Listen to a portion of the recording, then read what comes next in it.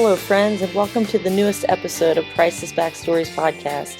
I tell you what, it has been quite the month of April. I have had the opportunity to attend bridal showers of former college students who are getting married in the next month or two, and the opportunity to watch Oklahoma Sooner softball, which anyone that knows me knows that is a dream come true experience. And so it's been an incredible month of April, and it is good to be back with the podcast. I have quite the podcast episode in store for you today, so I look forward to sharing with you my conversation with Kylie Owens. Kylie is a woman who is a children's director at Trinity Friends Church in Van Wert, Ohio. She is a recent author of the Isaiah Testimonial series, and her newest book is called Send Me, which is a memoir, and it's a narrative of her experience and her journey being a foster care mama of 4 boys. She is married to Seth Owens for 8 years, and I am incredibly pleased to share with you my conversation with Kylie Owens. I want to encourage you, after this conversation in this podcast episode, to go check out Amazon and consider purchasing Kylie's books. The first book is called Here I Am, the second book is Who Will Go, and the third is Send Me. And it is at a very reasonable price. And so, without further ado, here is my conversation with Kylie. Enjoy. Hello, and welcome to a new episode of Priceless Backstories podcast. I am excited to have a friend here with me today. Her name is Kylie Owens. Hi, Kylie. Hello, thank you for having me. Yes. Now, Kylie and I more recently, we were just catching up. I gave her a phone call. And I don't know if you have one of those friends who you kind of see through Facebook or Instagram. You kind of see their life happening, right? And for me, I just was seeing Kylie's life kind of at a distance and just was very intrigued with what is happening in her life and what God's been up to in her life. And so catching up more recently, getting to hear about that, I thought I definitely want to have Kylie on the podcast to share her backstory. And so a little intro to who Kylie is. She currently serves as the Children's Ministry Director at Trinity Friends Church and is also the Volunteer Missions Trip Coordinator. So Kylie, you've been married to Seth for how many years? We are going on 8 years this June. It's crazy to think about. Oh, that's awesome. Went fast. Wow. So you've been married to Seth for 8 years, and you also have 4 boys. Yes, unconventionally, we have 4 boys through foster care. Yes. But it didn't stop with the end of foster care, which I think we're going to touch on today, right? Yes, we're definitely going to unpack that today. And more recently, Kylie has released her newest book, which is called Send Me. And it's actually a 3-part series. It's called the Isaiah Testimonial series. Is that correct? Correct. It's all based on Isaiah 6:8. That's been a life verse for me. I never thought I'd get a tattoo, but I have Send Me tattooed on my arm. And it's just been, a wild ride since that verse landed in my life. Definitely. Yeah. Yeah. So I recently had the opportunity to read Kylie's story through her books just in this past week, and definitely am excited to unpack just some of the real life of what it's been like for her and Seth the past few years. So Kylie, tell us more. So you wrote a book, right? Called Send Me. Yes. Would you give us a little bit more of the picture of what your book's about and just kind of maybe even what or who led you to write this book? So ever since I was little, I've always written. I've always had a huge imagination. So growing up, I always thought I'd be an author, but I thought I would be like a C.S. Lewis author, like creating all these magical worlds in, all the more of a fictional story. But God obviously had other plans, and He just led me in my passion for writing to tell His story and how He's working in my life and how He's using me. And so the Isaiah series is all based on that. And so when you start in the very first book of Here I Am is the first book, you can see the very beginning of me not that I ever denied or left Christ, but I definitely wasn't where he wanted me to be. But you can see me coming back and realizing like, hey, like even though I'm broken, I feel like God's forgotten me because he hasn't blessed us with a child of our own. You know, he has a plan, and he's like, I have a plan for you. Mm, And once you go all in with that, um, it just starts to unfold. And so that's what you start to see. And here I am. And then who will go, you see it unfold even more. And mm, especially in Send Me, because Send Me is all based on our foster care experience, especially mm, because we finally got to this place where we've been wanting for so long, and it's completely different than we expected. So, mm, but it all was so, so beautiful.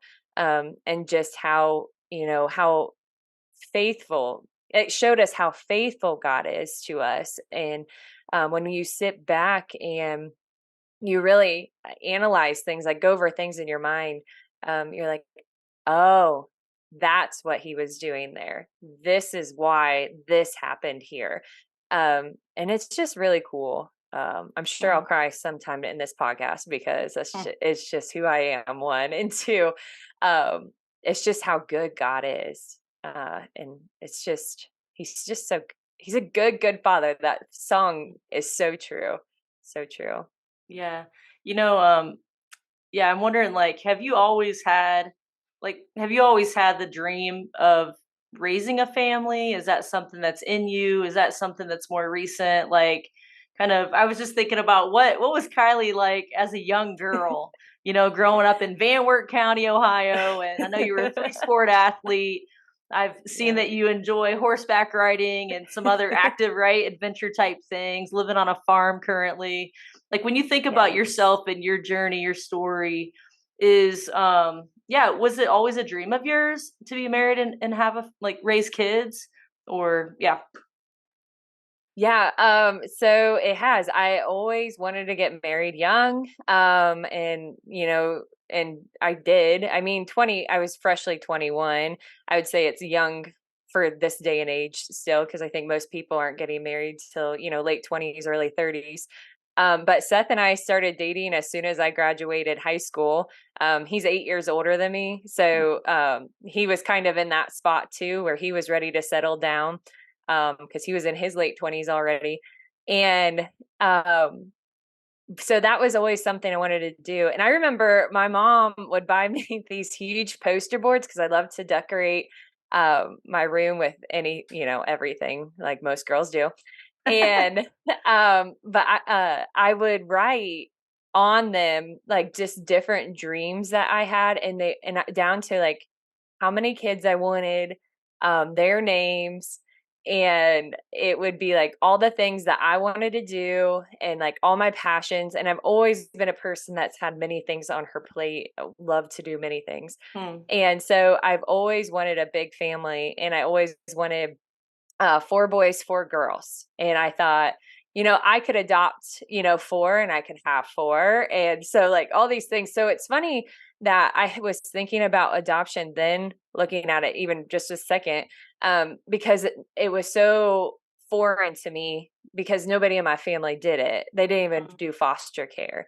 So like thinking of it now, it's almost like God was preparing my little heart then to even have that passion or that openness to it, um because of what would later on come down the line in the future. Hmm. And that literally just hit me right in this moment. But Really? yes. And so that's just, it's really cool to think about. But I was your typical tomboy. Most people would be shocked by that, just because most people know me for my clothes. I tend to be kind of trendier when dressing up and stuff like that. And people know me for my huge hats that I wear a lot. And but I am the biggest tomboy. I always wanted to live on a farm. I wanted to get married, live on a farm, have beef cattle. That was what I put in the homecoming description to walk across the football field to, Hmm. my senior year. And so it's just really cool to see that dream really has come to life. And even in the sense of having a big family has come to life, it's just very unconventional and very different than what I thought it would be. So, Totally. Yeah. yeah. Yeah. Like, I just would love to lean in to that part of your story because that's such a significant part of your journey. Especially more recently. I didn't realize your age. I didn't realize you were that young. So even as I'm processing this, I'm like, wow, you're in your 20s, as you and Seth were Yes. choosing foster care.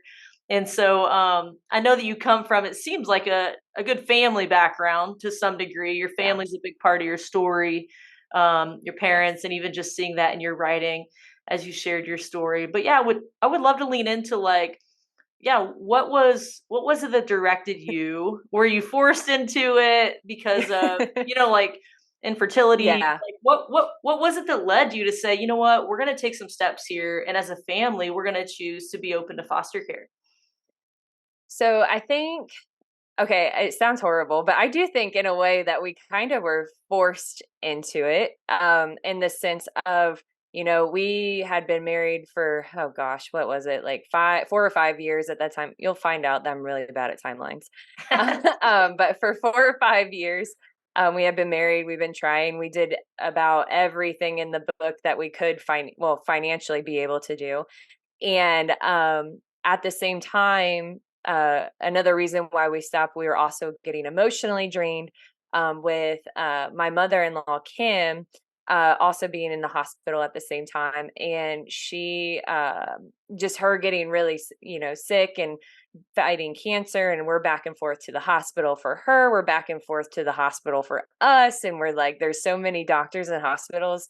Mm. And one night, we were on our way home from the hospital, from visiting Kim, and we both looked at each other and we were just like, I kind of basically like, I can't do this anymore, in the sense of we need to take a break from trying to, pursue a family this way. And so in that moment we did. And that we started praying and kind of searching for, other outlets to get to love on kids, get to potentially, have our own family. And my sister-in-law and brother-in-law, they had been fostering at that time for I think 7 years. I think Okay. they're at 10 years now. So that we knew they did that. They didn't do it to adopt. They did it because they felt, they already had adopted their three kids. They just did it because they felt called to do it. Mm. And so we kind of talked to them, and, having just that one person to be able to help you through that process was key for us. We're being able to lean back in them. So that's how we got started there. And we did it through the Marsh Foundation, Oh yeah. or do it through the Marsh Foundation here, which is local to us. And that, what we were licensed in March of 2020, and the world shut down. And so that created more waiting. We were, because the sad part is kids weren't getting seen at that time. Things weren't getting reported. They were stuck in their situations. So that left, another, what would that have been? 7, 8 months of waiting, um, or 9 months actually. And Is that still from not like having any kids. March to December, or what was that Yes, March timeline? to December. So that was like, this whole time we got a few calls, because then, there would be some kids that would filter through, and we would say yes to them. But when you say yes, it doesn't automatically mean that they come to you, that you just get put on a list of everybody who says yes and the county that they're in chooses. Mm. Um, and I think that's a crucial part of our story as well, because come December 16th of 2020, when we get a call for four kiddos, I didn't even talk to Seth. I just said yes, because I'm like, these are ours. and we're diving into this, and I will get these kids one way or another in my house, Mm. almost, kind of thing. Yeah. It's kind of how it was, almost like the Lord knew, that I would say yes, because he was using my impatience for his good and eventually his glory too, because if I was in my right mind, like now it would be harder for me to say yes to 4 than it was then. But it was more because I was just so ready. I was just so ready. Like I wanted to be a mom so bad. And I just, you know, I just said yes. And you said, we're ready. Let's go. Yes, we're going to go. Bring them to the house. Yes. I'm ready to be a mom. Yes. And I will never forget that day. They walk in and we knew about them for 4 hours before they came to our house. And so we were shuffling things around. We're getting, things ready for them. My father-in-law was living with us for a while because my mother-in-law passed away and we moved into the farmhouse. So those things were just like still shuffling around even. And it was quite chaos for those 4 hours. But they walked through the door and I just remember looking at them and thinking, these are my kids. These are I will take care of them. Like these are who I've always dreamed of. And, and so we just had a ball, like later on. I should talk about the first couple months because I did not have a ball the first couple months. You might have had a ball, but it was a different kind of a ball, yes, right? Yes. You might have been bawling. Yes, yeah. I was crying quite a bit. I cried for many days straight. And but right away we were in the hospital with one of them because he had such a bad infection in his foot that it was like, his foot was swelling, it was red. We get there, the infection was eating away at his bone. Next thing you know, I'm thinking like, oh my gosh, like they talked about having to potentially amputate depending on how bad it is. And I'm just like, I just met this kid. And now I'm going to be he's going to know me as the woman who took him to the hospital to get his foot taken off. Like, these are things that's running through my mind, or it could be worse. It could get in his bloodstream and kill him. And I'm just like, what in the world is happening?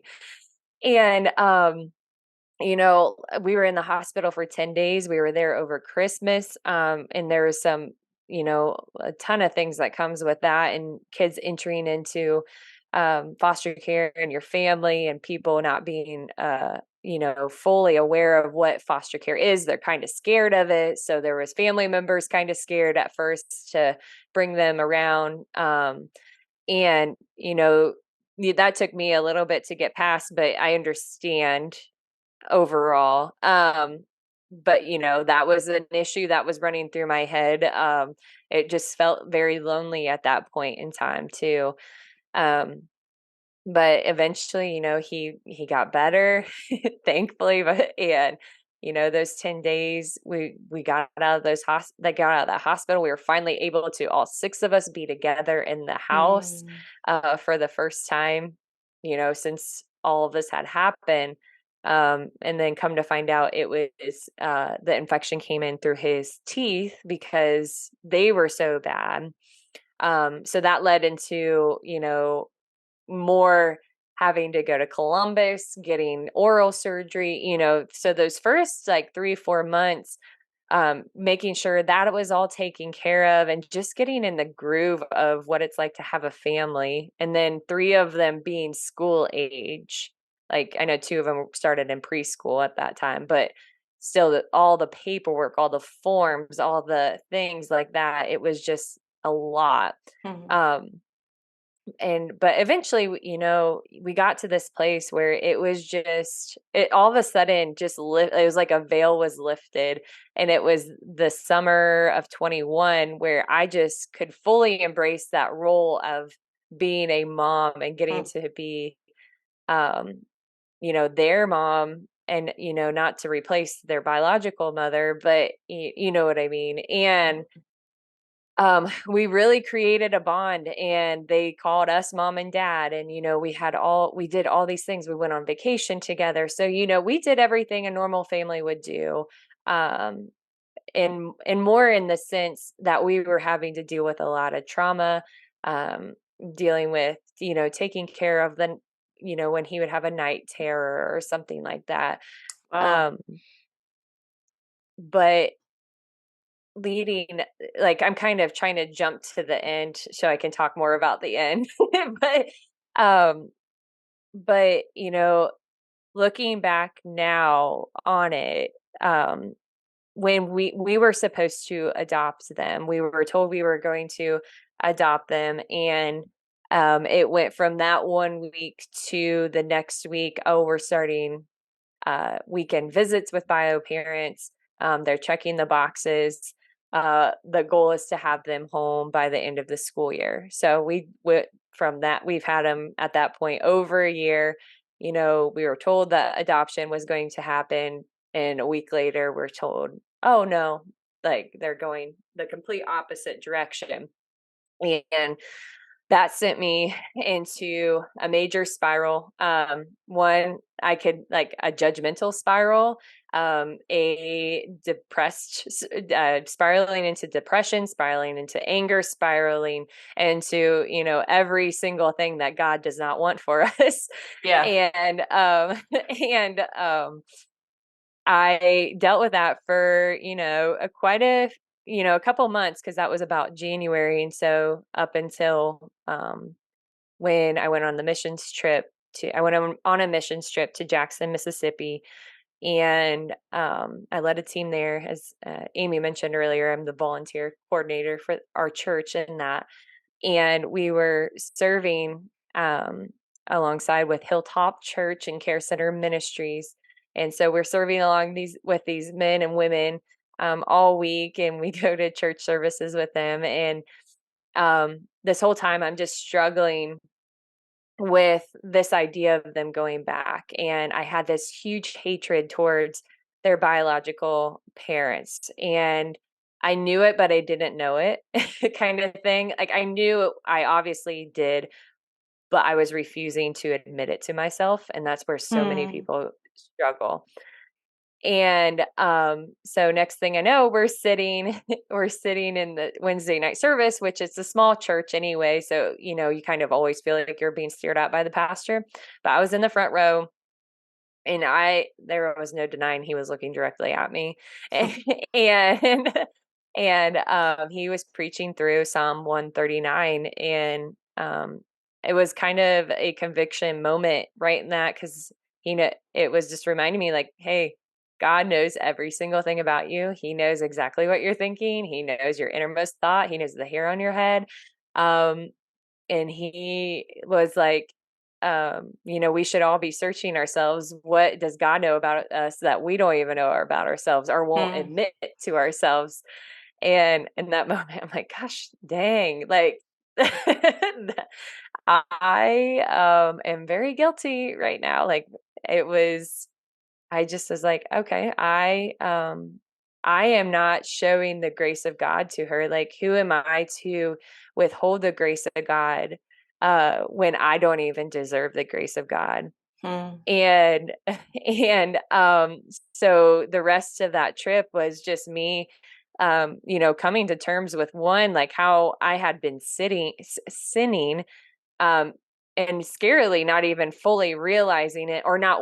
I think what's scarier, not willing to admit that I was doing it, Hmm. because I was thinking she doesn't deserve it. A lot of this was towards the mom, and I think that's because I'm a woman.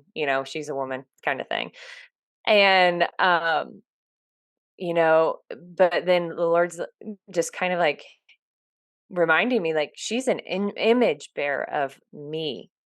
Like, you just like you are an image bearer of me. She is too. She is my child. And so Hmm. when you are attacking her, in essence, you are attacking me. Hmm. And like, I am her creator. And I'm just like, oh gosh, I am so sorry, Lord. Like, okay, like, and this was my first time truly experiencing like an instant, like a change. And not saying thoughts didn't come in and out of my head, later on, but I'm like, I gotta love her because that's what Christ calls us to do. Like we are called to love because he loves us first. And so we get home from that trip and I go to pick up the boys from their weekend visit. And the whole way down, I'm just battling this thought process. I'm like, I do not want to do this, Lord. Like, because he had laid on my heart, like, you're going to pray with her. You're going to pray with her. And I'm like, I don't want to. I do not want to. And this constant battle of that. And then finally, he's like, you're going to pray. And I'm like, okay. But you can't let any distractions happen. Like, like here's me. Here, So I'm you're setting my driving to her terms. house. You're driving to her Yes. house, right? And she has her four Yes. boys at the house, and you're coming to pick them up. Is that Yes. right? The context. Yes. But on the Yes. way, like between the missions trip and getting to her house, there was something in you from God that was like, I actually want you to pray with their biological mother. Now, do you know her at this point? Like, have you met her? Do you know anything about her? Just, we don't need to know, but do you know her? You know what I mean? Right. I knew her. I never really had talked to her, Okay. other than hello, goodbye. I knew her name barely, and that's just Yep. because of paperwork and stuff. But we had always, something that at least we were taught is you kind of don't really communicate, Okay. with, bio parents because, that's just what we're told to do. Yeah. And through the agency and stuff, unless they, I don't know why they, unless they see something else that maybe that you need to do, I don't know how So to. But Kylie, for the you most were part. mad at someone you've never really known, right? Yes. So I want to hear, Yes. because I think you're a real person, right? Authentic No. person. Yes. What was it that you were so angry about? Because I could probably make a list if I was in your shoes of potential things you're angry about. But what was really getting at you? You know what I mean? That you had a hard time forgiving her for. Yeah, I think one, I was jealous. Okay. I was jealous that she was able to have kids, and I, it has not happened to me yet. And two, I fell in love with these boys instantly, and I was just I would look at them, and I'm like, how could you ever let anything bad happen to them? Hmm. Like, how could you let yourself get this low? Like, this is like the thought process. I know it's not good, but like Yeah. to me, I was just complete judgment. I'm like, you are their mother. It was like, grow up. Like you Hmm. are, like you were blessed with these babies, and you're this is how you treat them. Like it was just, it was all stemming. I believe it was all stemming from jealousy and anger that I couldn't Yeah. personally, have my own. No, that's honest. I appreciate you saying that because I think there's a lot of people, a lot of women who have those similar, right? That I've experienced Yeah. that, right? Jason and I, we've been wanting to have children, and I've always wanted to be a mom since I used to help babysit kids when my mom was a babysitter of Venedosha. And not until I Yeah. was an adult did I realize how much in me, even before being Mhm. married, God had put in me a desire to be a mother. And so being in Yes. full-time ministry, I'm seeing now the gift that he's given me to really invest in women and to be a spiritual mother. And that's a Yes. gift and a blessing. But there is Yeah. still something in me that naturally compares to friends and women. And many of my friends know that's a struggle of mine, where it's like, I just so badly would love to have kids of my own. So I appreciate you Mhm. verbalizing that. Can you take us into, because God showed up, right? God, he put Yes. something on your heart, and you Yes. you send me, right? You move Yep. forward with it. Tell us more of that story. Yeah. So, to wrap it up, basically with that, I marched up the doorsteps and I went right in. I prayed with her. The boys came out single file and stood silently, which is not them at all. I mean, and they got to witness me praying with their mom, and she tucked under my arm, and that Mm, was, our connecting point. And what's really cool is, um, thinking about that, that was a point in time that had to happen because I think that defeated a barrier or broke down a barrier between us. Because now we get the boys 2 to 3 weekends a month. And if I truly believe that prayer was the starting of that whole process. Mm. Because we have a very, I keep saying unconventional, but unconventional relationship with our boys and their parents, because most foster parents never see them again, their kids that come through their house again. Mm. But it's been almost a year since they went back, and we've seen them, oh gosh, many, many times. And they've stayed at our house for long stays, weekends, and that we've been a support to their mom. Like she texts me, she texts my mom, and we just try to support in any way we can. And yeah, it's just been a beautiful thing to see the Lord just unfold it all, for Hmm. sure. Yeah, I love that, the honesty as well as the posture of like, Lord, just send me. Like, Hmm. who would have known that what felt like a lack, right? It's a real thing, right? To feel that desire, that longing to have kids. And in the process, not knowing that this part of your story you haven't shared, but I believe you shared in your book that at least three of your boys have accepted Jesus as their savior. They're being part of Yes, the yes. church, and for them to go back and to be in their biological mom's life, and for her to experience that forgiveness from you, like God's writing Yeah. just so much, I would imagine so much more of a story than you could have imagined, being Oh yeah. written, even though there's still that reality of like, I thought the story was going to be written this way, right? That we would have Yes. biological children of our own, which may come someday. I don't know what God's writing, Yeah. but I just Yes. am really, I feel like your story is full of redemption is a word that comes to mind.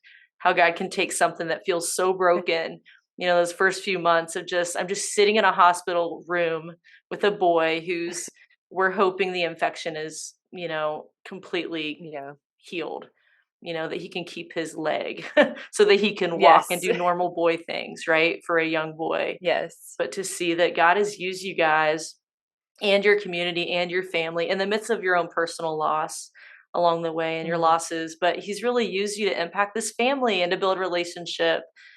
Just really, I don't know, I'm just really impacted by that. So, Yeah. Yeah.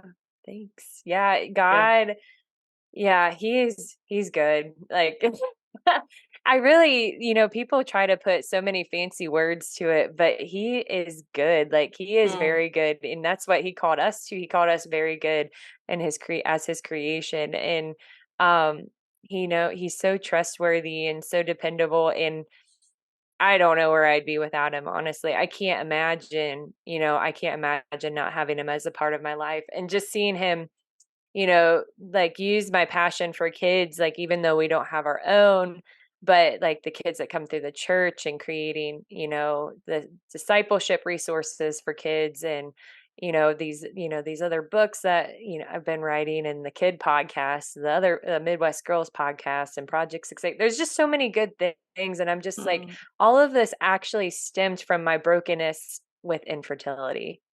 And I'm just like, so even though infertility isn't from God, he can use it to be, he hit for his glory, because, we live in a broken Mm. world. That's what it's from. Um, any, women in the Bible that he made sure was included. And so that struggle with infertility, and you see them, crying out to God as well. And so, um, yeah. And I hope this gives people hope who are struggling in any situation, but especially women who are struggling in the infertility realm, because it does feel Mhm. isolating, but I think it's more of the majority now than ever, sadly. I think so too. It's a pretty silent topic to some degree, right? And Hmm. it's something that's challenging to ask or to speak about. And so I have a hard time using the word because it feels like an identity. And it's like, that's not my identity. I don't believe. No. I believe that God has his timing, and you're right on. There were women in the Bible. Hannah's one. You watch Rachel and Leah, they were Yep. jealous back and forth, right? They were married to the same guy. Yes. That was different, but that reality where it literally says God had opened their womb. Like there was a time that he Hmm. did not allow them to have children. And there was probably a purpose in that, but it's really hard when you're in that situation to know like, Yeah. God, what are you doing?